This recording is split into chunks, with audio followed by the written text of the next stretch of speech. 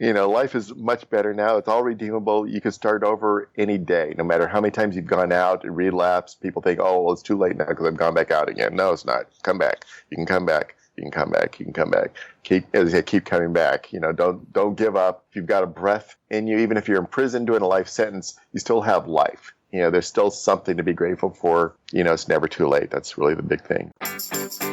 It's time for the SHAIR Recovery Podcast, where we bring you amazing life-changing success stories from addicts and alcoholics all over the world who share their inspiring journey in recovery. And now, here's your host, O.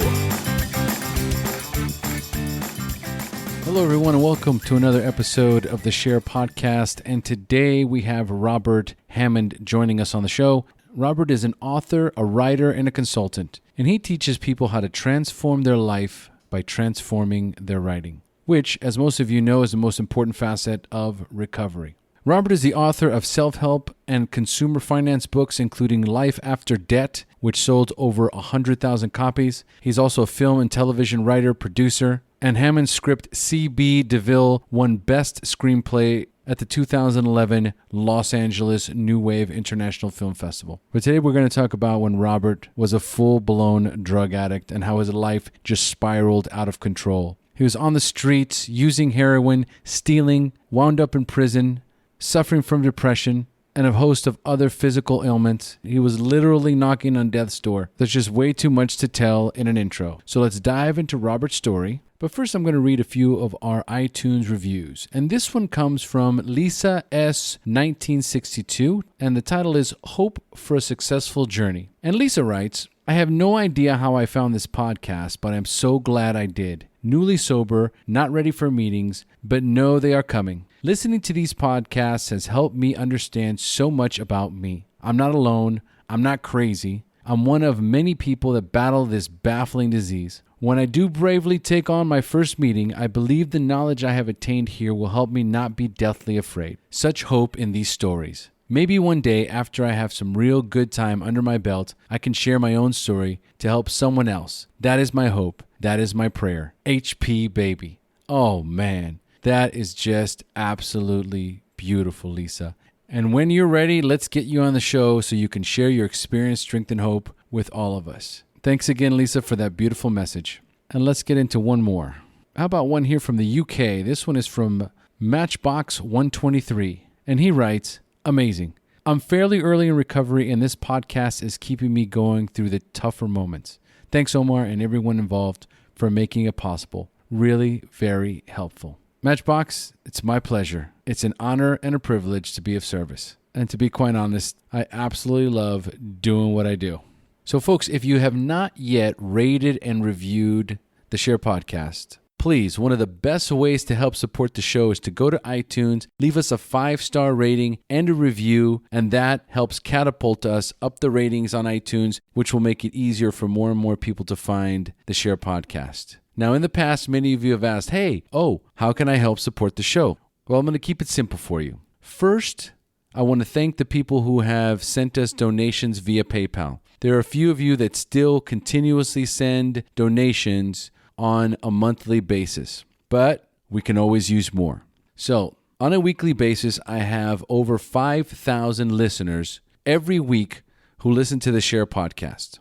So if 100 of you guys would send me $5 a month, that would completely support the show from beginning to end. So for those of you who have the wherewithal to send me $5 either PayPal or by Patreon, then please feel free to do so. We could really use the support. Also, when you're purchasing stuff on Amazon, there are those of you that are still clicking on the Amazon link on the SHAIR Podcast website before doing their purchases on Amazon. But again, there are thousands of you listening. If each and every one of you could just remember to go to the SHAIR website, click on the Amazon button before you do your shopping, that is also going to make a tremendous difference for us financially. So I haven't been one to emphasize it in the past, right? But now we've got a solid listener base. I know you guys love the show. I know you guys get a lot out of it. There are those of you, just like in the meetings, that are newcomers. The money's tight. Keep listening. The show will always be for free. The SHAIR Podcast private accountability group will always be for free. But for those of you who can, kick in a couple of bucks. Help us out here.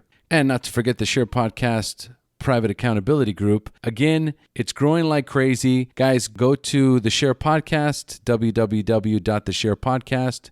Click on the button that says join the Facebook private group. And while you're at it, right underneath, it says follow us on Facebook. Click on that one, and that will take you to the fan page. Go to the fan page and click like if you haven't done so. Let's build that audience. The fan page likes make a big difference in also finding the SHAIR Podcast. But for those of you that are in the private accountability group, you know how vital and important that has become. There's over 1,500 members in there. If you don't want to go to meetings, if you have problems connecting with people, if you need something more than just the podcasts and are not ready to cross over into meetings or some other structured program, then the private accountability group is perfect for you. Jump in there, make comments, ask questions, or just read the posts. There are so many people out there that have the same questions that you have. All you have to do is just read those and then read all the follow-up answers and responses that come. And make sure to subscribe to my weekly newsletter so you know every single time a brand new episode is launched. And of course, if you have any questions, just email me, at theshairpodcast.com, and I'll get back to you as soon as possible. So now a quick message from our sponsors, and then on to the show. Sober Nation is the largest online recovery community and treatment resource center. They provide treatment resources to those struggling with addiction, as well as to the family members who are caught in the crossfire. On top of that, Sober Nation is a huge community of good people who share their experience with each other. They have informative content, recovery and addiction news, as well as an entire clothing line which helps expand the culture of recovery. They can easily be found at www.sobernation.com. Sober Nation is putting recovery on the map. And finally, would you like to receive the most popular AA daily devotions free in one distribution? Transitions Daily delivers daily devotions from the 24 hours a day, AA Thought for the Day, Daily Reflections, Big Book Quote, Just for Today, As Bill Sees It, plus more. You can get our distribution daily via email, private Facebook group, or Twitter. Go to dailyaaemails.com for more information. And don't forget to share dailyaaemails.com with friends in meetings and with sponsees in recovery. Now back to the show. Hey, Robert, thanks for joining us. Hey, thanks for having me. It's great to have you on the show today, buddy. How you feeling? I'm feeling excellent. Wonderful. I love it. All right. So, folks, today we have Robert Hammond joining us on the SHAIR Podcast. And Robert is an author, a writer, a consultant. What if you could transform your life by transforming your writing, which is, as most of you know, one of the most important facets of recovery. So, Robert, are you ready to get started? I am ready when you are. Excellent. Let's dive right in. So, Robert, take us into your normal daily routine, including recovery, and tell us a little bit more about how you help people transform their writing. Okay, thanks. And I'm glad that you said author and writer. And it's interesting because a lot of people kind of think it's all one thing. And an author really is one of the things I do. I've written books. Basically an author is someone who writes books, whether fiction, nonfiction. I've done that for quite a while. Written about a dozen books on different topics, including a novel that deals with recovery, and including the latest book I wrote, which is called Transformed by Writing, which has to do with the whole process of recovery and writing as a tool. So that's a lot of what I do. Right. Now, how do you weave your recovery program? Do you make meetings? Are you sponsoring guys? Give us a little bit about, where you're at as far as your recovery goes. I've done a lot of all of the above. I used to live in Southern California, and I was a lot more active down there, to be honest. I was in a lot of big, these big meetings, a lot of big sponsorship, that I've been up in the Bay Area for the last few years. I've been to meetings up here as well. And, the sponsor I have still down there, so I still talk to him on the phone, and I just kind of do sort of connection with people. A lot of it, I'm not like a super meeting all the time person as much as I used to be honest. But I do I believe in the 12 steps and the process. And a lot of that just really for my recovery right now, it's about really just doing those steps. And it's not just an internal thing. I'm not just saying just believe in the steps and you shall be recovered. Good. It's a process. And that's why I said it's about, like even still 12, or even 10, 11, and 12. It's like it's like a constant, daily inventories. There's always a process of making amends when you need to. There's a process of conscious contact, so that's the internal thing. But then there's also having had a spiritual awakening. You try to take these steps, these principles to people, who need recovery. And so I still do that. And I do it in a lot of other ways now. So I do a lot of it through my writing, and actually through doing things like this. I do a lot of interviews. I've done probably, several hundred like radio, TV interviews. I'm writing some stories that tell stories within them that are about recovery, not only just my personal recovery story, which I did a book about that a few years ago, but I'm working on some Hollywood projects right now where we're talking about like early Hollywood and how a lot of these people, just as in today's world, there's addiction, there's crime, there's, drug, sex, rock and roll. And I think people, when they just see storytelling is a part of the recovery process. And so that's really how I do most of my recovery, is through storytelling, one way or the other. That's the best way to do it. I think people get more out of, people just tend to relate more to stories. With that being said, how much clean time do you have, and when is your anniversary date? I have about 18 and a half years. My sobriety date's October 31st. Halloween, scary. Wow. 1997. Great! I can't wait to get into your story now. That's okay. Beautiful. That's Halloween. Date. Yeah. Wow. Okay. I will tell you about it when we get to that Good. point. Good. We'll get to that. So now let's talk about that spiritual condition. How do you maintain that conscious contact with a higher power on a daily basis? Okay, that's a good one. To me, that's the most important thing. I mean, if nothing else that anyone takes away from my story, it's about knowing that there is a real power greater than oneself. For me, I use the word God. I know a lot of people are, higher power. It's up to you, whatever you want to say. To me, it doesn't, it's just like if I'm a father, which I am, if my son calls me dad, he calls me daddy, he calls me, hey, you, he's still my son. And we're, no matter what the words are. So if you say God, if you want to say Allah, if you want to say Jesus Christ, I think God, whether you just say consciousness, energy, etc., that's, up to you. So when I'm just speaking for myself here, my spiritual condition is a very personal thing. It's, I do believe there's something that's so great, so powerful, that it is very personal. I have I consider like a father-son relationship. That's why I use like our Father, who art in heaven. That prayer that a lot of us know. Correct. I personally, take it that personally, that I'm like a child of God. And what I do as far as how do I practice that, other than the idea of, you treat others as you like to be treating, that golden rule, be, a loving person as much as possible. Kindness is kind of, I think Dalai Lama says that's his religion, is just kindness. If you just do that, that's probably more than believing all these exact details and doctrines and dogmas. But as far as my actual spiritual practices, a lot of it has to do with, I'd say, prayer meditation. If you go to like step 11, they talk about, you maintain that conscious contact with God. You saw through prayer meditation.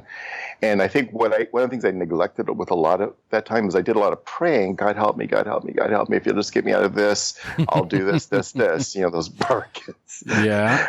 But the meditating part, has been, part, even though I've tried it in different ways in the past. I used to, grew up kind of in the late 60s, a lot of wild stuff going on there. So I've tried a lot of, different religious practices. But to me, the meditation that I practice now is really just listening. And so it's just sitting, waiting, being still. That is a phrase, be still and know that I am God. There's like that still small voice. And so just being able to spend a little bit of, some people just say your quiet time. And so that's what I like to do. And it doesn't have to be just necessarily sitting, like in a lotus position in some special room with cushions and incense, saying mantras or whatever, you can do that. But for me, I spend as much as I can. I do a certain amount of time where I just literally sit. And some people call it like a mindfulness kind of a thing, where it's just kind of sit, listen, be still. So that's part of my spiritual practice is listening with God as I understand him. It's amazing because, we start out our conversation on this very spiritual path. But now we're going to delve into those many years of debauchery and wreckage. And, the first question I like to ask people to warm them up is, how old were you the first time you drank or used drugs? And more importantly, how did they make you feel?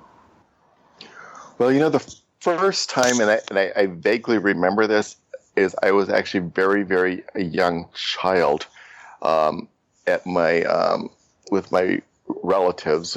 I think it was like a Thanksgiving or Christmas dinner. And my aunt was making I want to say it was like Thanksgiving type of a dinner, and she had some brandied cherries.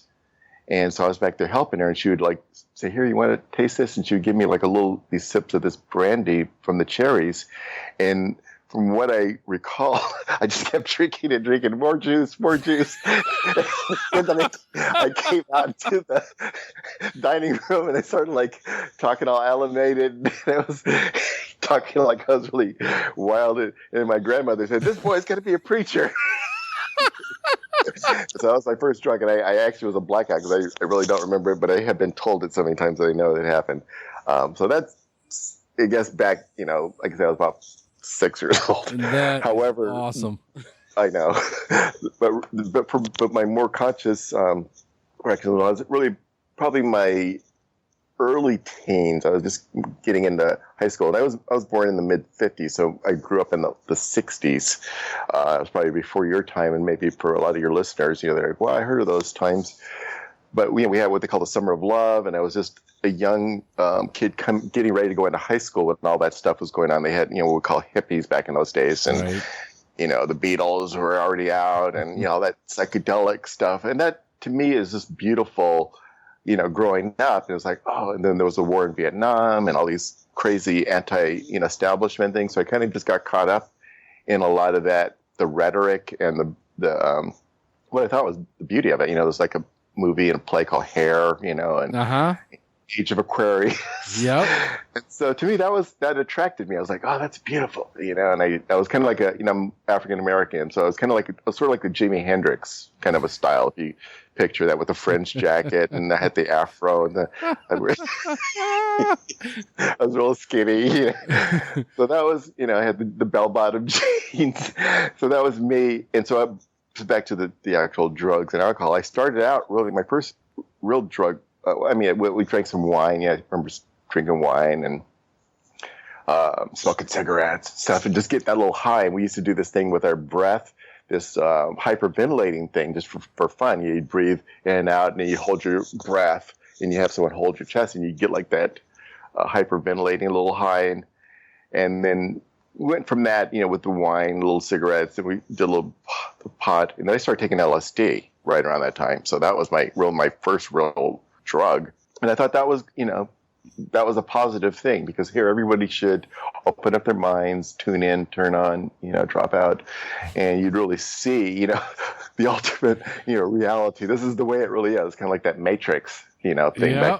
I'll tell you what. So let's springboard from there, because you're all warmed up now. That was, man, when you start out pretty much dropping acid, we know where this story's going. So, yeah. So I'm going to turn the show over. Or do we? Yeah. So now it's time for me to turn the show over to you, Robert. It's time for you to share your story, the battle against drugs and alcohol, the wreckage it caused in your life, when you hit rock bottom, and finally your journey into recovery up until today. So, Robert, take it away. Okay. Thanks a lot. Okay. So that was kind of my brief opening into that realm, was the psychedelic, the Timothy Leary kind of realm, if anyone knows who that is. Oh, yeah. It was all about, it was a spiritual journey, really, is in my mind. It was about cultural revolutions. However, as I was just mentioning, I ended up getting so into that. I was like, and it also helped me because growing up, my dad was in the Army, and my dad's a doctor, by the way, and my mom has a master's in social work. So I came from a decent family, and so we went to church as a kid, sang in the choir as a Boy Scout. So I wasn't like just some, person who had a abusive childhood where I just, felt like that was my only way out. It was really a choice. And I guess part of it is sort of seeking, to fit in. And so we moved around a lot. So that's kind of a little bit more my background is that, Dad being in the military, he later became a doctor. We moved around a lot. So I was African Americans, but we lived in a lot of like quote white neighborhoods. And so I was always trying to fit in. And so ultimately, by the time I got into this realm that we're talking about, that was the group that I sought and felt the most comfortable with. Is even though I was smart in school, I could have hung out, which I started out with like the nerds and the smart people and the science types. But then later on, it's like it's easier to hang out with the hippies, basically. No doubt.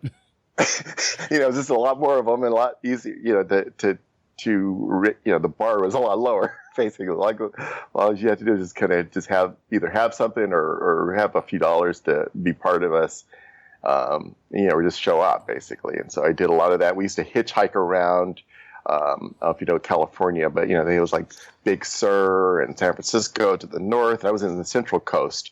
So then we had Santa Barbara. I was around that area. I'm from California, so all this stuff is totally, okay. Yeah. I know all this stuff. LA, Topanga Canyon. And we used to hitchhike up and down the 101, when I was a teenager. And we just say, we're going to go north or south, and we just pick, because we were in the Central Coast. So we could go San Luis Obispo north and all the way to Bay Area. Back when you could hitchhike. Yeah, back then it was pretty relatively safe. I mean, obviously those stuff that the Manson family was out there stuff during the time, but we got around and ran away from home and just hung out in Big Sur and would smoke pot, hash, drink, and so like I said, I ended up getting arrested. When I was 16 for sales of dangerous drugs, which were like mescaline, LSD, and things like that. I went to boys camp. 16, and that, was like kind of a wake up call, but, I was still pretty young. I was like, but it kind of, you learn a few things. I graduated high school early because I was like pretty smart. So I was okay, let me just do all this work really quick, get my high school diploma. And then I got out and I was going to go to college, which I did go to college now that I think about it. But I started during that summer after I got out, I started hanging out with some of the people who I had met while I was doing my time. And some of those guys did heroin and other drugs. I was like, I haven't tried those yet. Oh. And so that was where, you remember Wile E. Coyote in the Roadrunner? Yes. Okay, so me being Wile E. Coyote, I always had this Acme catalog of all these different plans to get this Roadrunner, which will just personify, happiness. And the next big thing that I need, whatever it is, it's out there somewhere, and I just got to just get the right plan, and I'll get it. And so that's why, I try these different drugs, different girlfriends, different, religions and practices. So I would do all these different things and say, well, let's try heroin, which earlier I was like, well, no, that's not the kind of drug I should ever think about taking, especially needles and all that. But by this time, it's like those barriers slowly wore away to where I really was always seeking a different identity and just kind of trying to fit in and just trying to seek this. I don't know what I was looking for at the time. I didn't know. I kind of know somewhat more now. But it was always something else. And so once I tried heroin, I'm home. That was like back to the Garden of Eden. That was it. Boom. It's like, okay, that was what, that total, like, no more anxiety, no more disconnection, no more, like, I'm so different from everybody. I'm worried about what they think about me. And it was just that, exactly, that sigh of oneness, that om, as they say in spiritual disciplines. It's like you're just one with the universe. That was how it felt to me, like that kind of spiritual orgasm. So unfortunately, some of us get more like that with it than others. Many people who first try it, they throw up, or they just don't really get into it. Me, it's like that was me. So I just couldn't stop. It stopped a little while because, like I said, I did end up going to college for a little while, off and on. But before I knew it, boom, I'm arrested for under the influence of heroin. did 90 days in Santa Barbara County Jail for that. That was just my first of many subsequent arrests. And then I don't even know how I can summarize it all, but it got worse. Yeah. No. Take your time. It gets worse and worse. I started, becoming just a junkie, I guess would be the way I would define myself. Is like, okay, this is my life now. It's like, you get clean, for a couple of months in jail, which I did. And it was like, okay, that was, I shouldn't be doing that. But unfortunately, I had some heroin in my car when I got pulled over, so it was still in there when I got out. And I had some friends, and I had a couple of dollars, and I knew I could get some money because I would go back to my parents' house. My mom and dad had money, and I'd always get some somehow if I didn't have to go out and do something else. So that was just, off and running, one way or the other. Like whether I was selling drugs, whether I was borrowing money, I was stealing from my parents. Yeah, and I did work every now and then. I did actually get jobs from time to time. But I remember working at, this place that made records, Columbia Records at the time. They actually made, you guys know what records are? Columbia, yeah. Well, we know who Columbia Records is. Yeah, exactly. So these were actual literal records, where they were like vinyl. And we made them, that the place they had those and the tapes. And I would end up stealing a bunch of them since I worked there and I needed extra money. And so I would work and get my paycheck, but then I'd steal all these records, and I got caught doing that. And so it was just, one thing after another. It was just like a total liar, cheat, thief. I'd write bad checks, whether, my parents' accounts, or I'd just steal stuff. I would shoplift, I'd sell drugs. I'd have different girlfriends, and, they would do whatever they would do.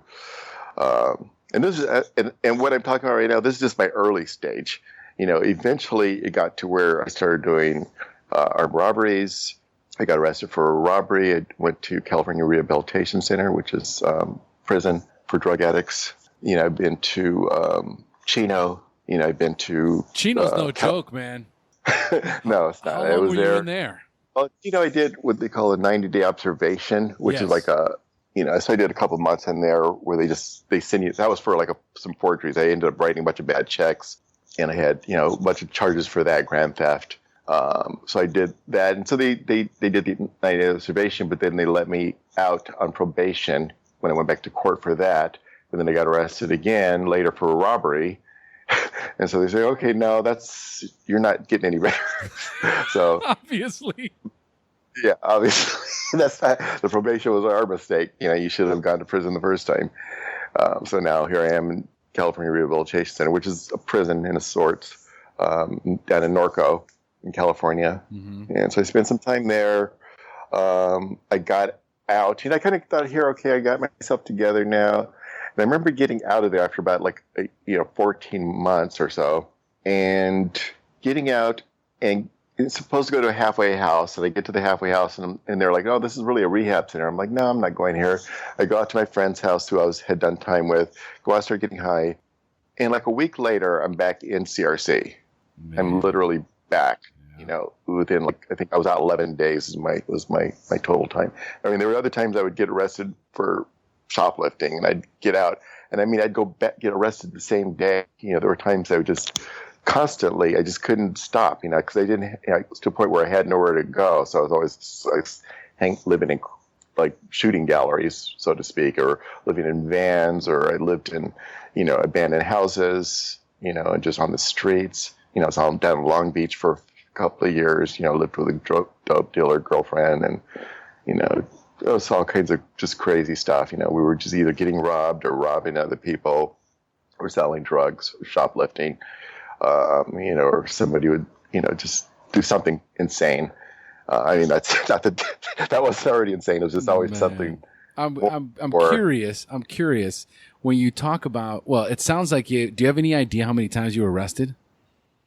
I've lost count. I have a long rap sheet. If I held it open, because I actually have it, and open, fold, they're like that computer paper that's all connected. Yes. It's taller than I am. I'm 6'1". So it's long.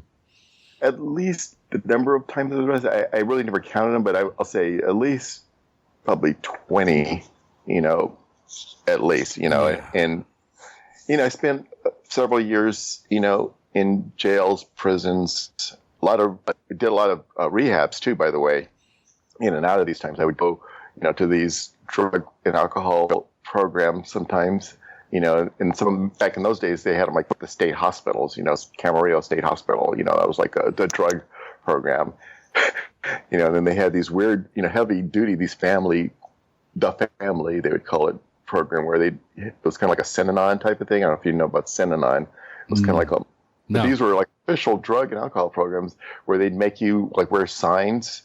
Have you heard about those kind of programs? No. How does it work? Yeah, it's like behavior modification. These are official. I mean, this is like the state of California, as officials drug program. They had them at like a Tarzana. All these state hospitals had these drug and alcohol programs, but you'd like do what they call attack therapy. You sit in these chairs, sit in a circle, and then they'd like start yelling at one person, and you mother, blah, blah, blah, start cussing at you. And, you just supposedly, tear down your defenses. And then if you do whatever you do, you have to wear like signs saying, I'm a dirty dope fiend, or I'm a lazy, whatever. And if you would like leave your chair out, you'd have to walk around carrying a chair. And I mean, they make you like wear a dress, just. Oh, wow. Insane. I mean, this was rehabilitation? Crazy. This is rehabilitation, yeah. I know people in this day and age. I mean, I've worked in rehabs, and I've been to plenty of them. I mean, and I don't know if there are any at all still like that at all. I don't think so. But, I can't even imagine. No, but look up one of these days if you just get a chance, like Synanon games and that stuff. Is that kind of a model, and a lot of them just kind of really cult-like, very mind control, and just inmates running the asylum. Crazy mind control. MK Ultra type of stuff. I don't know who came up with it all, but it was insane.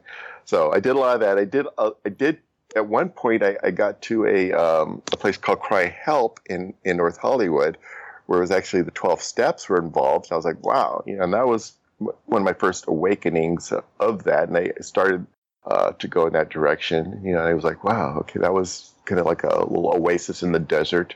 But, there's a lot of people, I was like 20 years old at the time, so I was still kind of early in my stage. And even though I really kind of jumped into it for a few weeks, I guess, I just wasn't ready. I wasn't ready. And so, like I said, I've just been, it was in and out. And meanwhile, there would be some brief periods of, not only recovery, but I would survive some of these times, and I actually did have some recovery, later on, and I actually did eventually get into the 12 steps, and we'll probably talk more about that later. But it just got worse and worse. Like I said, to where I was so sick and tired of life that I just almost didn't really care what happened to me. I would just need that next fix, so I didn't really care if I got caught. I would just. Okay, I got to do this. I don't care that they're going to know that this was me doing it. I'll write these bad checks with my own name on them, and and I'll steal the stuff, and I don't care if they catch me. I just got to get out, get $20, $10 or $30 or whatever, and steal from whoever I can. And that was the problem with that kind of an addiction, which even though I've done a lot of other drugs, including like crack and speed and just other kinds of cocaine and marijuana, etc., alcohol, all those things, they kind of ran together. But it was like the heavy, hard narcotic heroin was if I was going to pick one drug, that would have been the thing. If I could have lived my life with an IV full of, heroin or some related opiate, that would be all I would want and not really care about anything else. So what was that rock bottom moment that you finally, that finally brought you to your knees? Well, it's interesting. I thought about that question earlier because I said, there's always that when did you hit bottom? And that old saying, it's when you quit digging. But it's for me, there was a couple of them because it's like I have plenty of them where I said, okay, I'll never do this again. And it's like, oh, I'm down here in the toilet, basically, literally, shooting, heroin, And I remember one of my biggest bottoms, and I won't say this is the worst one, but I got arrested for shoplifting in LA, and I was so insane that I could almost tell they were arresting me, but I couldn't really stop myself. And I was like, I know they're watching me, but I can't really, it was like I'm watching myself like on a TV show. And it's like I'm just like in this dressing room stealing these clothes, like in a Nordstrom's or something. And I mean, it's going to do a boost and refund, where you steal stuff and then you return it and say, oh, I got this for a gift. I need a refund. And that was what kind of my hustle was at that point. Right. And so I'm getting arrested as I tried to walk out of the store with the stuff. And they tackled me, grabbed me, threw me back. I ended up in jail, and I was just so sick. I was from withdrawal symptoms, but then what was worse is then I found out I had hepatitis C. I was like, what? Yeah. Which, at the time, you know what that was. They were just, you got, jaundice. My eyes were all yellow, and, I was married at the time, my ex-wife, nobody wanted anything to do with me. She actually did come and visit me. And she's like, oh, how come your eyes are all yellow? I go, I don't know. I'm so sick. I go, oh, I was just so weak and so tired. If anyone's ever had liver misfunction, which is what hepatitis is, the virus in it, it just, attacks, the liver, and, you just are so tired and anemic. I can barely just hardly walk, I was so sick. That was, I would say, about it. And the sad part is that I remember when I went to she said, here, you see the doctors there. And I go, they don't care. But, I ended up seeing, they have like these medical technicians in the jail. And they're like, you're going to be dead by Christmas. And this is Thanksgiving. That's what they told me. And Right. I was like, dead by Christmas. And I really didn't care at that point. So I remember going back to the, where I was, the cell or whatever, laying there on my bunk. And I was just like, literally going to die. I was like, okay, that's it. And I'm like 30 years old, I'm like, okay, my life's over. And it was like a phrase I look back now and I can say this is not what I thought at the time, but what I thought at the time was, that I really didn't care. My life is over. It was just like darkness, just total darkness. But there was like this little spark. There was this little spark of God help me. Yeah. Yeah. Oh, please help me. Because it was like I was helpless. And it's like, how that phrase, they say God helps those who help themselves. Yeah. But the reality, that's not that statement's not in the Bible, first of all, for those who try to say it's a Billie Holiday song. But the reality is God helps the people who are helpless. It's like when you're like, Lord, have mercy on me. That's like that prayer of the heart, where you just, oh, I can't help myself, and just that misery. It was like today I look back and I kind of, at that moment, I say it's like when you're all alone in the dark, you can either close your eyes and go to sleep, or you can look for the light. Yeah. So that was a turnaround. That was, one of my first major, quote, illuminations, that light, and it was a literal, wow, I quote, saw the light. Kind of like, you read about Bill Wilson, story, he talks about, he's kind of in that same thing where you just sort of like had this white light experience. It was kind of like that, it's very much in that vein where it was an experience of a serenity and a peace. And then it was like I had this kind of awakening to kind of the spiritual reality, the things, some of the stuff I had rejected, and we talked about earlier. It's like, you have all these you kind of grown up with the church and the religious stuff. But then I said, I looked at it from another angle. It's like, what if, kind of taking aside, some of the baggage that goes with it, what if I just got to the direct, what if there is like, a resurrection and a healing and a power of God, that's really heals people and raises the dead and that kind of thing.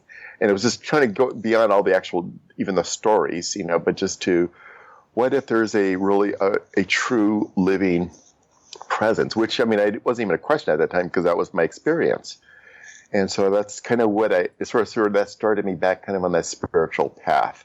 And so I started back from that, kind of moving back into that spiritual direction and letting go of the things. So I got back to my wife at the time and got out of jail. And it was amazing because when I got out of jail, I thought she had left me, basically. This was my wife at the time. And I was thinking, oh God. And then I was healed of the disease too. They said, here, you know what? You don't have that now. You're back. You can go back into it's like, everything kind of cleared up. So it was, literally like, quote, miraculous healing, I guess you could call it. But I felt better, I looked better, I was better. And then I got out of jail, and I'm like, okay, now what do? I have like nothing. Standing in downtown LA outside of the jailhouse. And I'm like, okay, I don't even know where I'm going to go. And then I look up literally, and beep, beep, a horn honks. It's my wife. She's like, I didn't even know how she knew I was there. Later I find out, I get in the car. I'm like, okay, what's up? And then she tells me that she works for the county sheriff's department. No. Like, oh my God. Oh my God. Anyway, boom, here she is waiting for me. I'm like, what? So by now she's a Riverside County sheriff. So we come out and live in Riverside. But, and so I didn't use drugs for quite a while, but I was pretty insane. It's kind of pretty hard to live with. And so, I ended up getting a job, and I actually got a job with the county of Riverside and became a counselor for the Welfare to Work program, the welfare department.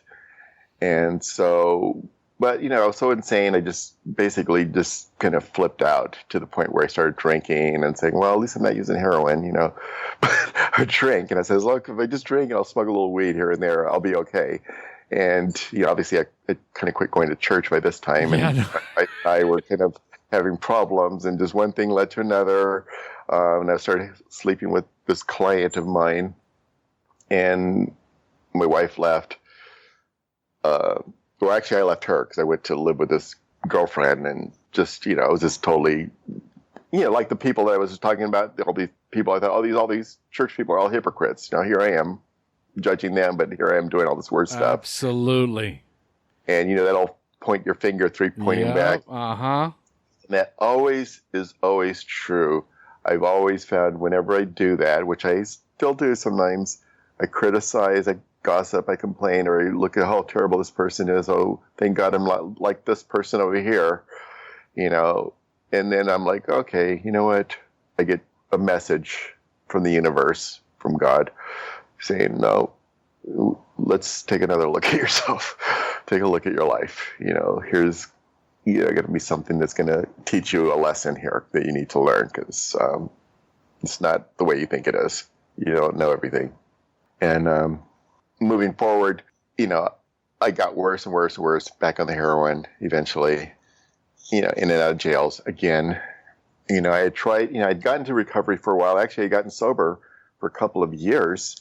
I actually got up to like 2 years. Went to some of these, this 28-day rehabs, in a hospital care unit. Yeah, and so I did get, I kind of had known that, this is something I could do. I was kind of resistant to it because I thought, as long as I just go to church and believe in Jesus, I don't need that. But obviously, here I am strung out on heroin and doing all this other crazy stuff. Can't really, pay my bills. Well, meanwhile, here's when I started writing too, by the way. I was a writer during this time. So I know I'm kind of bouncing back and forth with stories, but it's like all this stuff is kind of, my credit had gotten so bad when I was, going through all this stuff that my credit was so bad. I need to try to open up a bank account, because when I got a job, I was like, here, I should put my check in the bank. And I couldn't even open a savings account because my credit was that bad. I had what they call check systems, because they had bad checks written. I was told you about before. Yeah. And so then I learned, well, hey, what do I do about this? I need to clear this stuff up. And so that's when I started coming up against that problem about the credit system. And that's when I learned that this was back before the internet. This is like the late 80s, we're talking about. So it's like people did not, you couldn't just if you had a question, you couldn't just push a button and it's like, here's how do you do this. No Google, no internet. You had to go to an actual library. You couldn't even get a Kindle book. You actually had to go to the library or go to a bookstore or actually make phone calls and actually meet people and talk to them and get information. I know it's a crazy concept nowadays where you just kind of go online and everything's right there.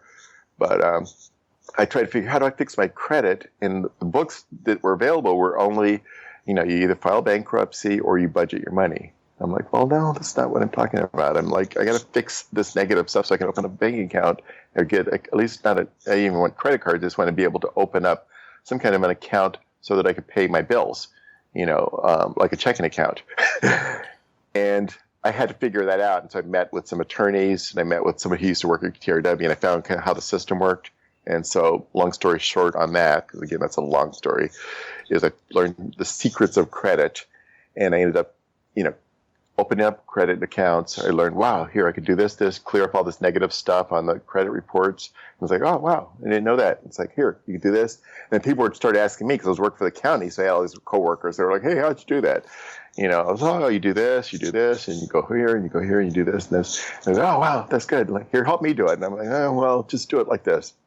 So I started writing it all down. I go, you know what, let me just write it down, and then you just follow these instructions. And then that eventually became a book, which I sent up one day to some publishing contest just on a fluke. And they said, congratulations, you won our contest. This is great information, great book. Here's a contract. And there's a book called Credit Secrets. And so then I became a published author. And then, after that, more books. And I was like on the Phil Donahue show. And I was a big, life after debt, the expert on credit, debt, finance. And so that was kind of part of my life.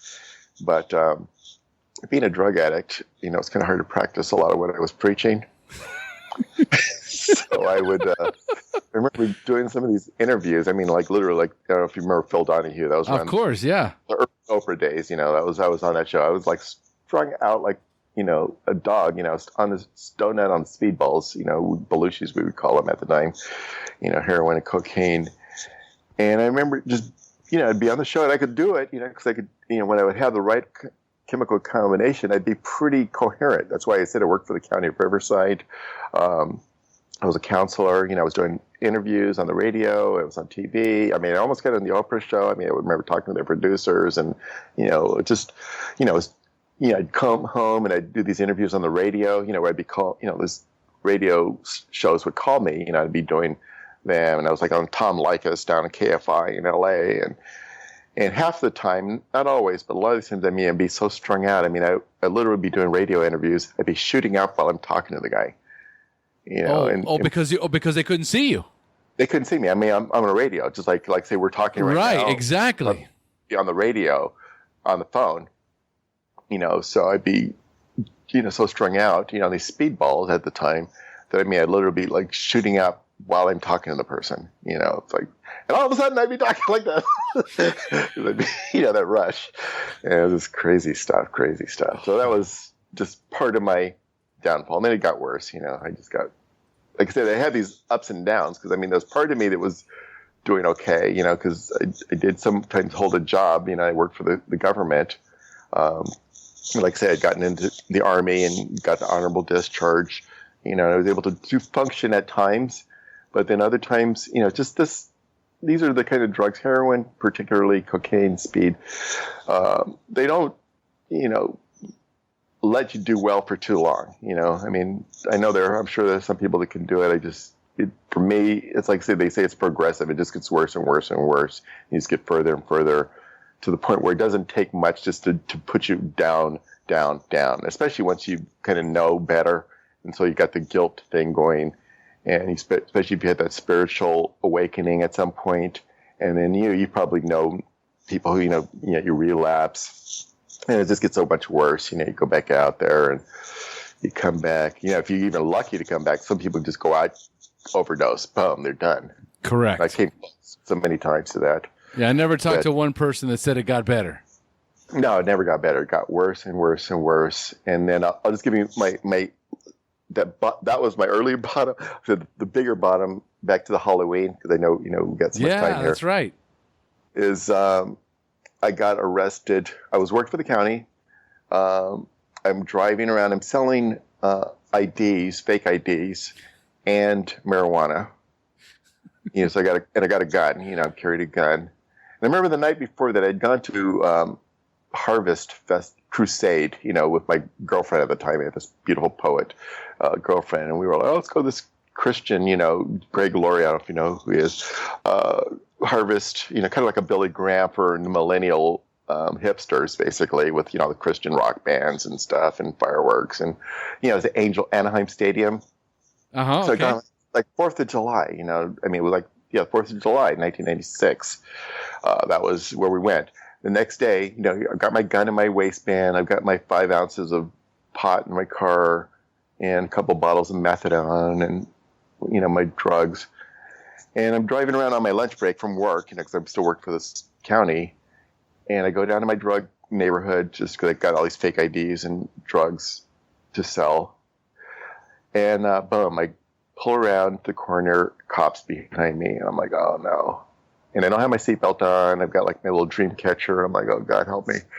No, I didn't pray. I'm just saying that. I just knew that something was wrong because boom, those red lights came on. And I mentioned the dream catcher because he uses that as one of the reasons. Oh, well, it looks like you got this obstructed view here. But in the meantime, what were you doing with your hands? And the reality is I couldn't, my seatbelt wasn't on. I was like, oh, I got to get my seatbelt on. And so I'm like moving my hands around trying to get my seatbelt on. And also got my gun, and so I've got to hide my gun down in the middle of the seats. And so, he had probable cause, which, I was like, you're pulling me over because I'm black, right? And I'm trying to argue, trying to, be all self-righteous here. But the cop, that was the issue, is that he pulled me over. Finally, I get out of the car. First of all, I get out and don't let him look at my car. And he's like having to call in so they could do it. And he finally gets the probable cause. And I'm just like totally out of it. I'm spaced out, stoned out of my mind. And, I am getting arrested. He gets in the car carrying a concealed weapon, possession of marijuana at the time. I've got these bottles of methadone, possession of transporting narcotics. And that was it. So I get down to the station and I'm booked in basically. I'm gone, it's like, oh no. And that was where I finally got out on bail, because I tried thinking I was just going to get out, like somehow they were just going to drop the charges or dismiss the case, or I was going to release on my own recognizance, but they didn't do it. So I finally had to get an attorney. I had to call my parents, get money for bail, very humiliating. I'm just, my boss at work, they don't know where I am. I'm in jail for like 10 days basically. And I just come in, when I finally get out, I just show back up for work like nothing happened.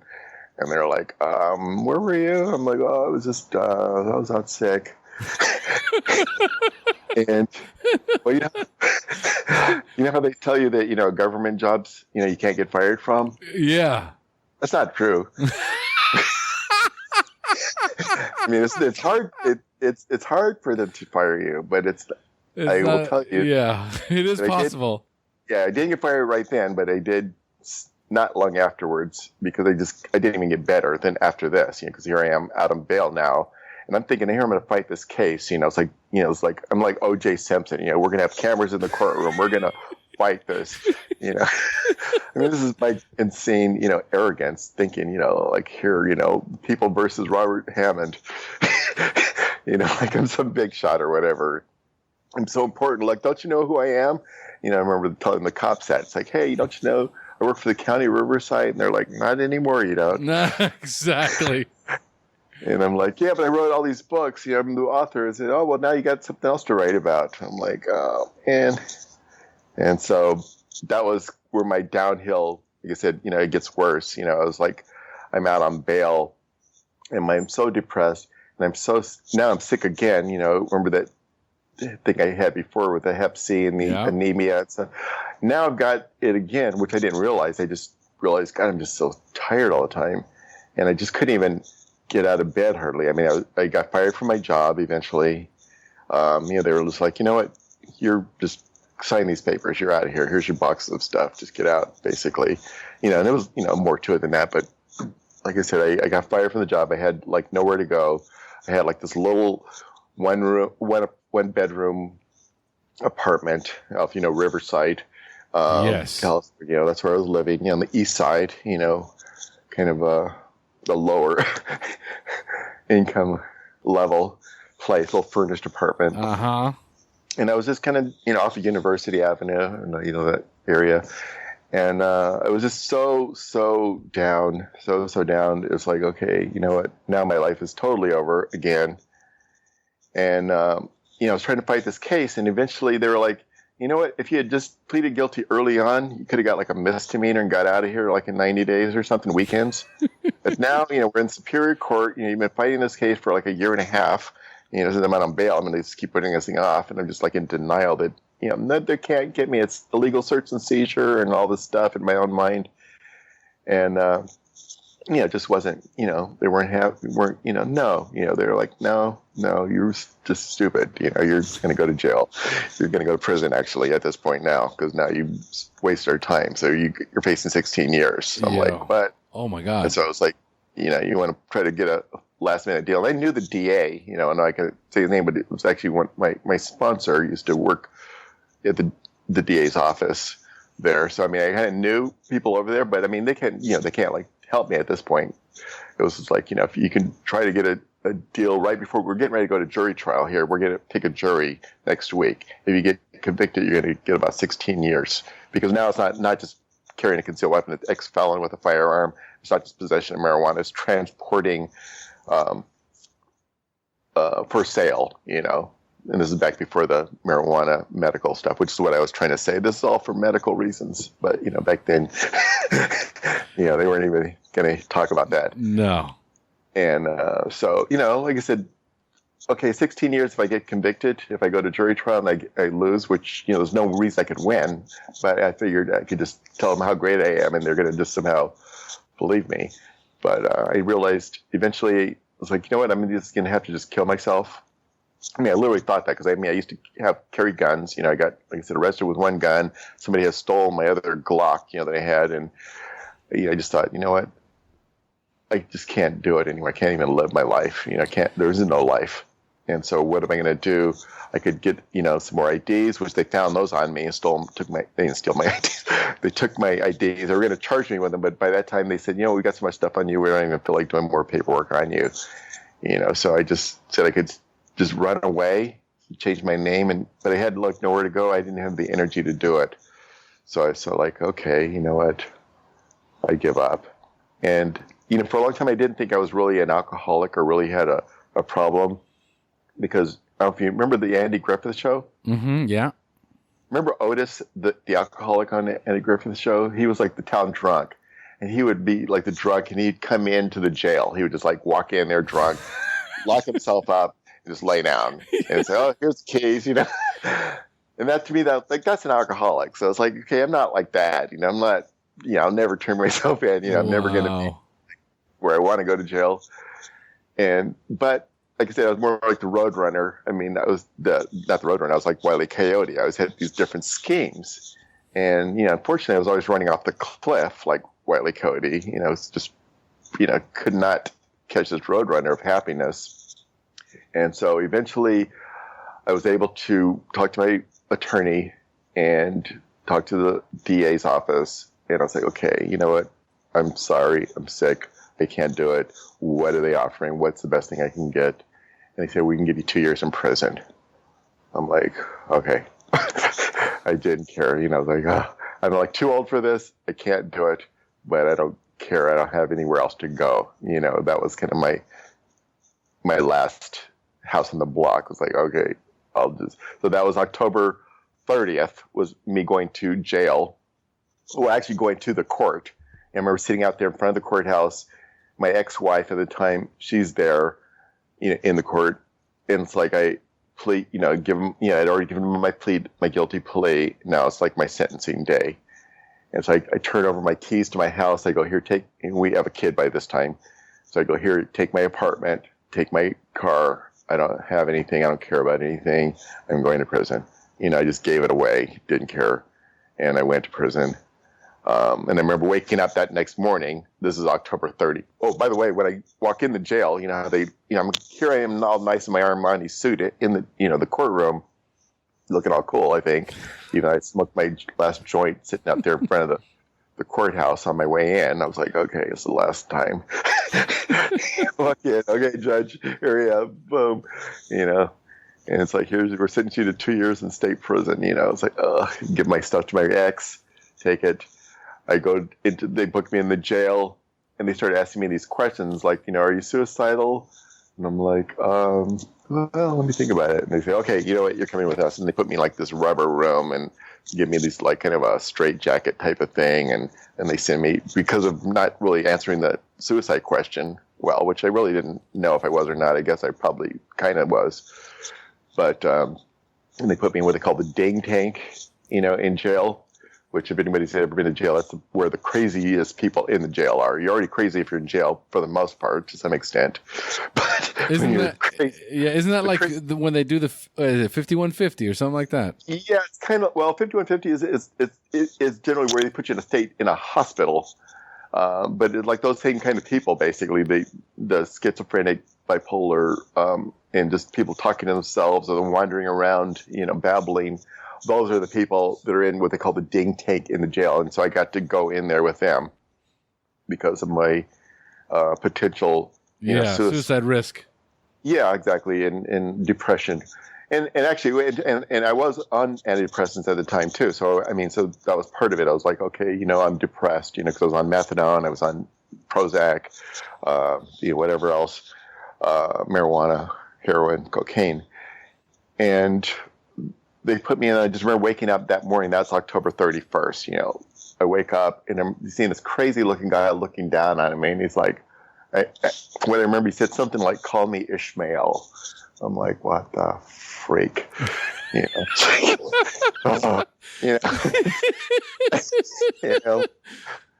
So done with life, Yeah.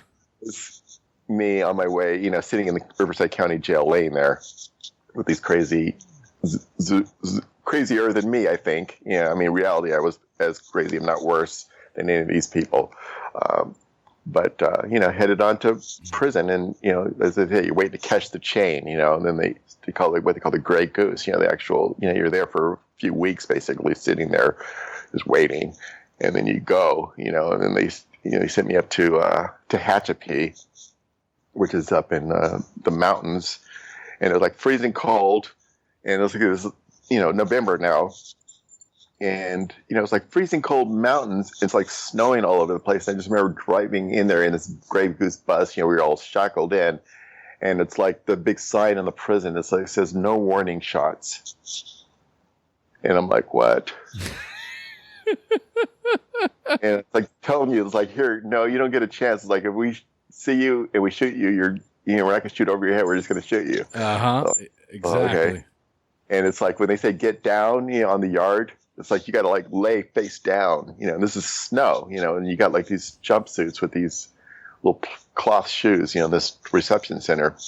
So that was, me in beginning of my prison life. And so that was my big bottom life, was like, this is the end of my life. And here I'm like 42 years old now. I'm like too old. And all these young gangbangers and, Crips and Bloods and, every Mexican mafia and Aryan Brotherhood and, swastikas and all kinds of crazy stuff, and these are people who I've known, people like all these who in recovery, that I know can be okay people. I've had really best friends that were in all these different groups.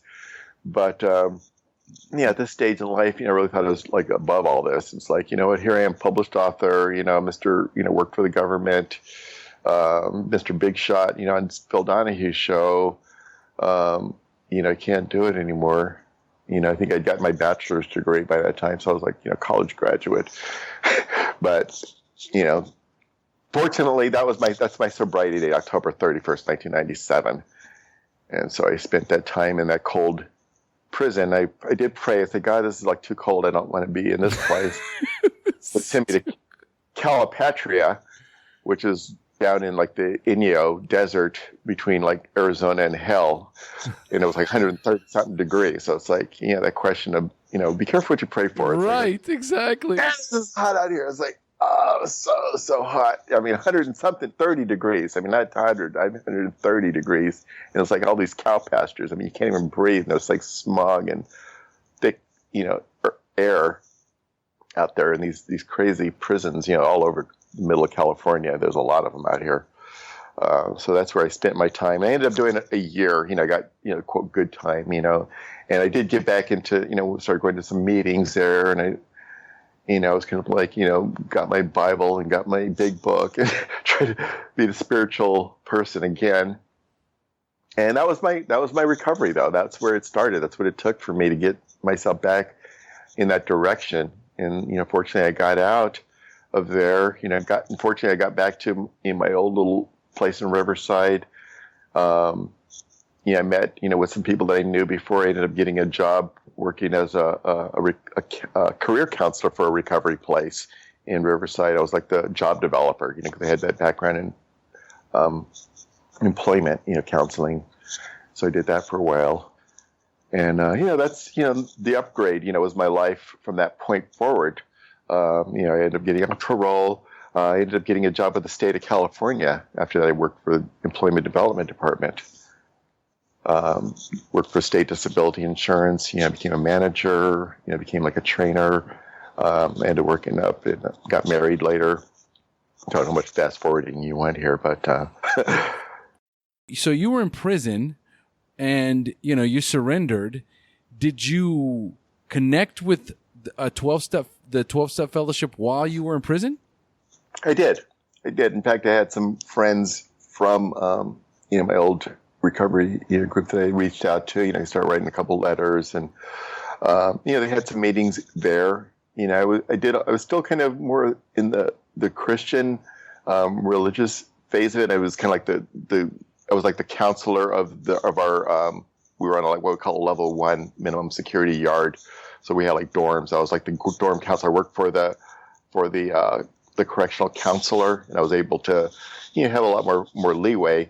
And so I did some spiritual things, a lot of the chaplain types of things. But they had 12-step groups that would come in. I would go to those meetings. I started back, reading the books again, just kind of turning my life back in that direction. So that's why I said when I got out, I met back with some of the people, because I used to go into the recovery places before this.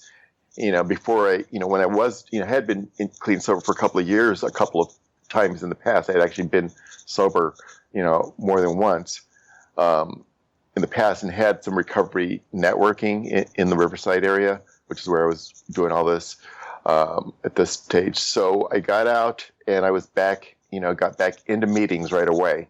And so that was what I started doing. I talked to some people, got, a sponsor, and did, all the stuff that, a lot of the people told me that I should have been doing before, which I actually kind of doubled down on it, because I not only had, a sponsor, but I had a counselor, because they had there was like some recovery program. They had like a counselor you can meet with. And I had the VA. I didn't have any other insurance. I had the VA because I was still an Army veteran. And so I saw that I actually saw a psychiatrist and a psychologist and a counselor and my sponsor, and I went to church. So I was going to meetings like pretty much every day. So I was just like, I don't know what I shouldn't do. So I'm going to do all these different things, to like kind of sort out what's the most essential. I don't really, and I think I needed to take, when I started talking to my psychologist and the counselor, the VA, because I still had like a lot of this depression because, right before I get out of prison, they say, oh, by the way, you've got hepatitis C again. I'm like, what? So now I'm all depressed. Right. So I think, okay, now my life's over again, even though, I'm out of jail now, but I kind of felt, started going to these Hep C recovery groups. But fortunately, I kept going to the VA, and I really just did all the stuff I was telling you about. I just did all the stuff I need to do. And they kept doing more tests, and they finally did what they call a PCR test, which is like an art, where they go to your, and it's like this kind of expensive test. I don't like doing it. It's like when they did that test, it showed it was totally gone. I had like absolutely not even a trace of it, meaning that it wasn't like it just, is in remission. It's like I never had it. Like it never existed. Yeah. Yeah, a miracle, obviously. Yeah, exactly. And then my doctor said, you're one of the what they call the lucky 15, because there are about 15% of people who get Hep C that it just goes away and they don't know why. Without, because there's a lot of these treatments people do, and I know a lot of people in recovery that go through this, with the interferon and ribavirin and some of these different things. And fortunately, there's a lot of medicines out there that can help that. But I was just fortunate, and so that's why I said grateful, miraculous. Whether you want to say that. That it was gone. So that meaning here, no, you don't have it. You can't give it to anybody else. You don't. You're not going to get worse. Unless obviously you go out and do whatever you were doing before, you can get it again, and you're definitely going to get worse. So Right. that was my sobriety date, was October 31st, 1997, a day at a time. But like Wile E. Coyote, come back again, you'll dust yourself off. And it's like, but sometimes you don't get to do that. And I have a lot of friends that I grew up with that, they died, they overdosed, they were shot, they were hung, by police, beat up, killed. I mean, all kinds of deaths that are out there that I could have been one of many people doing life in prison, with these 3 strikes laws. I mean, I had a strike, I could have gotten 3 strikes easily because I did, those kind of felonies. I used to carry a gun, I used to do armed robberies and burglaries and, crazy, crazy stuff. I mean, that's been a long time ago, but fortunately, life's changed. And I got a call from one of my publishers, and they said, "Oh, what? We're thinking about a book on identity theft, and I know you know a lot about credit and finance and the system. We'd write a book on that." And I go, "Yeah, I'll do it," because I did know about it. No one had written a book on it, so I wrote a book on identity theft, and I became like the spokesperson for Capital One Financial. They called me out to New York. I was on all these TV shows talking about credit, finance, and identity theft, how to protect yourself. And we're seeing the Dalai Lama out there when I was in New York, and it was just life was very exciting. And I got called by the former CIA executives to come out and speak to them in Connecticut, and I was like, wow, like all these people are calling me, and I was doing all this stuff, these writing books, and then I decided I like writing, so I got back into my writing. But I like stories, so I took my identity theft book and wrote a screenplay about identity theft. This is a story about somebody waking up with their identity stolen, and just a creative thing. And then I decided, I can go back to college, but what I really want is a master's of fine arts degree, because I really want to be a creative writer, even though I was already writing. But then that's when I went back to college again, got my graduate degree in Master of Fine Arts in Creative Writing. And then I became a professor of screenwriting and taught screenwriting. And so that's kind of what I've been doing. That's where we are. That's where we're at today. Interview, yeah. But that's, and just a quick, just a little event. I just wanted to mention this because we were saying, what's your life like today? Just like Memorial Day, May 30th. My wife and I, my new wife, I've been married now 7 years. I'm up in the Bay Area. Moved out of the Southern California area. I'm up in San Francisco Bay Area. We just celebrate our 7th anniversary on Memorial Day, May 30th, and we jumped out of an airplane at 18,000 feet over Monterey Bay, skydiving, and it was just like the most incredible experience of my life. It's like, how that experience of when they say "be here now," like Eckhart Tolle, it's like the present moment. The power of now. Yeah, power of now. I mean, that's when you're skydiving, which I've never done before. My dad was in the 82nd Airborne too, by the way, and he dived out of an airplane when he did it on his 82nd birthday. My dad's like 84 now, so I remember seeing a video of my dad like 82, doing his 82nd Airborne skydiving. I'm like, man, and it was kind of like the bucket list. If you ever seen the bucket list with Morgan Freeman. That's, so they did that. So it was kind of this thing me and my wife did. And it was just like, it's not like you're falling. It's like you're floating. You're floating.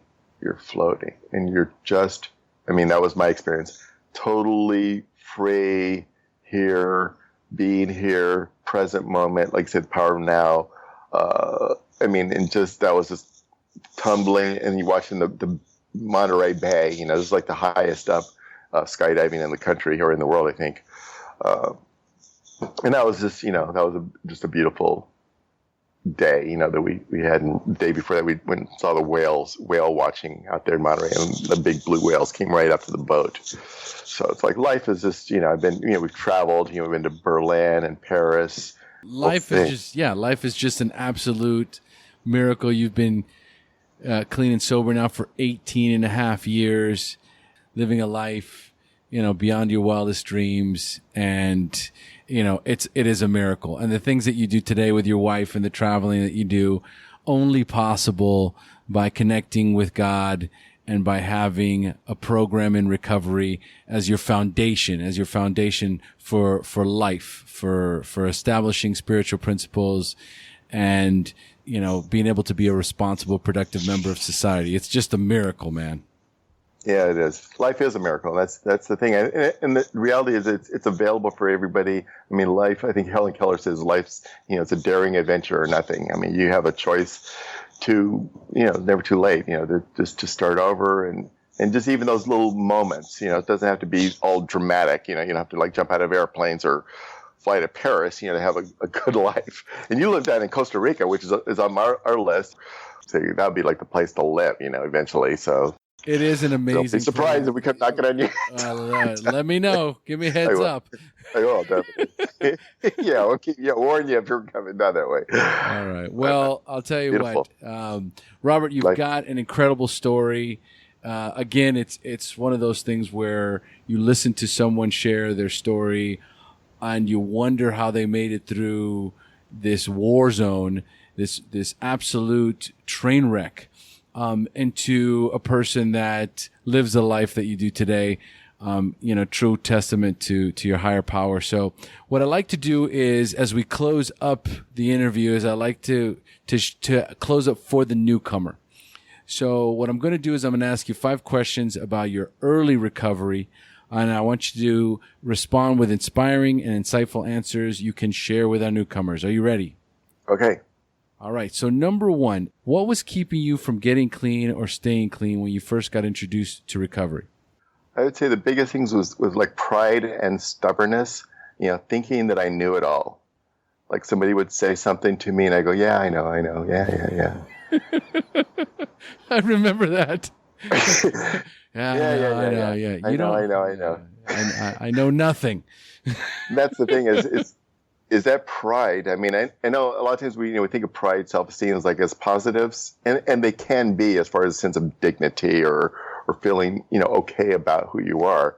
However, that know-it-allness, which I still suffer from quite often, it doesn't let you learn and it won't let you change because, if you think it's like the Wile E. Coyote, you think that's your typical know-it-all. He thinks he knows everything. He's got his Acme catalog. And it's like, I'm going to get this Roadrunner. But he's not going to do it. He's not going to do it. That's right. Because he doesn't know what he's doing. Correct. And number 2, at what point did you have that spiritual awakening, that aha moment in recovery when you accepted you were powerless over drugs and alcohol, but for the first time had developed the hope that you could recover?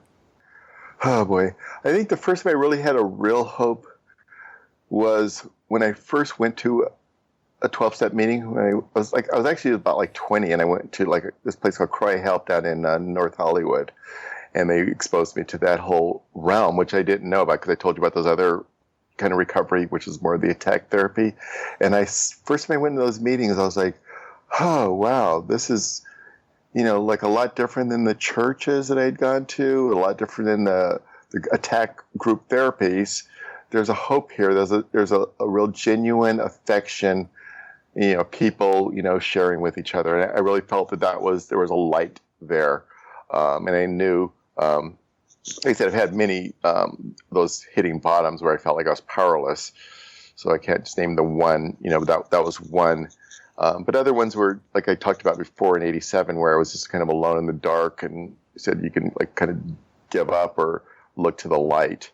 And I believe there is a light that's in us, whether you want to call that God or the light it's there if we just sit still long enough and listen and look for it.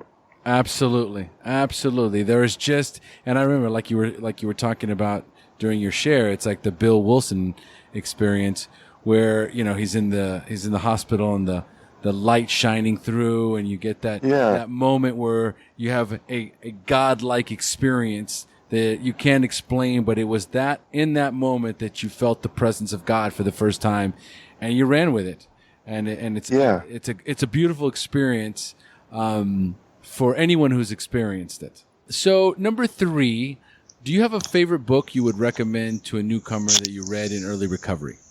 Well, I mentioned the Varieties of Religious Experience. That's a really good book. It's not an easy read for a lot of people. That's one. And actually, I mentioned the Gospels. Those real spiritual stories. I mean, not for everyone to necessarily convert to a specific religion, but those stories of like Matthew, Mark, Luke, and John, those kind of gospels where there's actual like healing, miracles, and just reading them, even if you just do it as a literature and just say that's a story, whether I want to believe it or not, just know that there's something that's deeper. Those are some of the ones I would suggest. There's a couple other ones. I think probably maybe more mainstream, not necessarily as religious or spiritual. The Road Less Traveled by M. Scott Peck. I don't know if you've read that. Yeah, great book. Life is Difficult is a starting point in that one, where you just kind of confront reality. That's life. Yeah, definitely. Road Less Traveled. Power of Now we talked about briefly. I didn't read that. Yeah, I didn't read that in early recovery, but I read it and I thought that's, I mean, obviously, we can talk about the 12-step books, which I'm sure most people already are aware of those. Another one, here's one that probably most people never heard of. I read recently. It's a little book you kind of have to look for. You can probably find it on the internet, but it's called A Guide to True Peace. A Guide to True Peace. And it's a little book, and it's just about real kind of a spiritual practicing. It's kind of like what I was talking about before, just kind of like the inner prayer life, and you look at like what they call the prayer of the heart.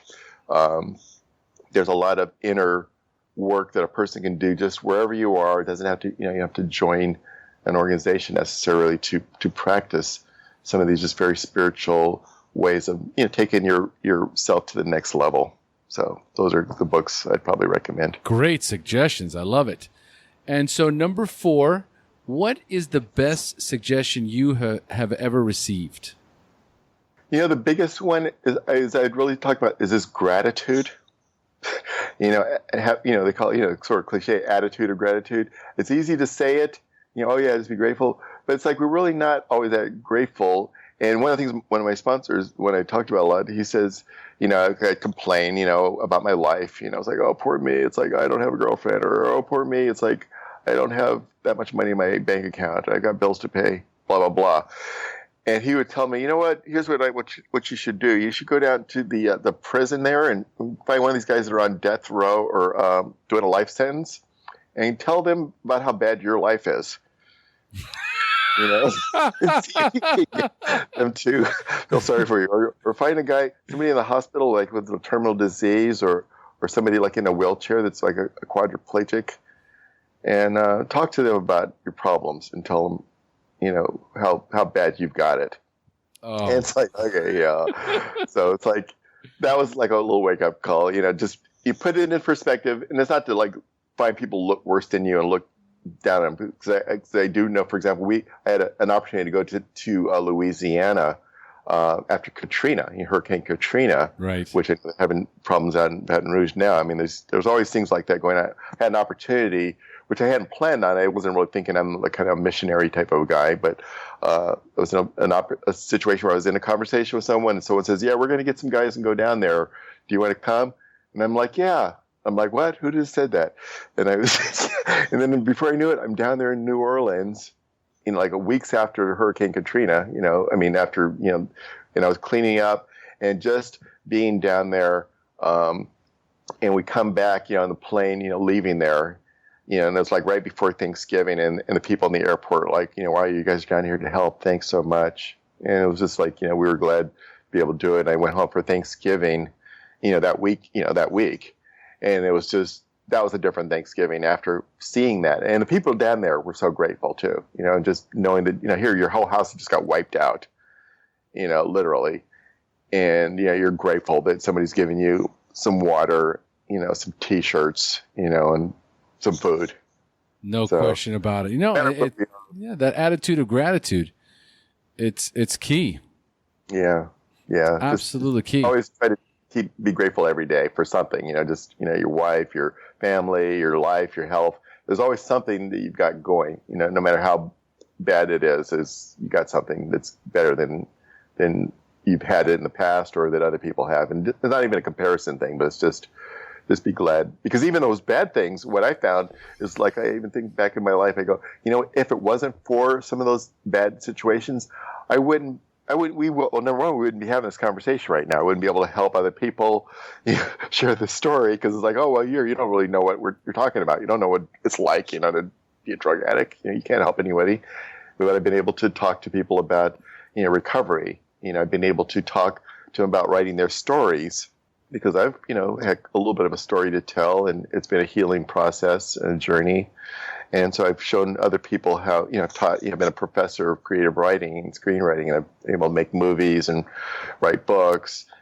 And, if it wasn't for, like I say, even when I had the bad credit, if it wasn't for that bad credit, I wouldn't have, looked at here, how do you fix your credit? Because it's like a problem, created a solution or an opportunity for a solution. Beautiful, beautiful. I love it.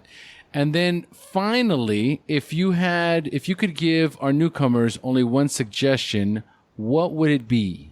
Well, the biggest thing I would say is it's never too late to start over. I mean, a lot of times people think, oh, it's too late for me, which I used to say that all the time.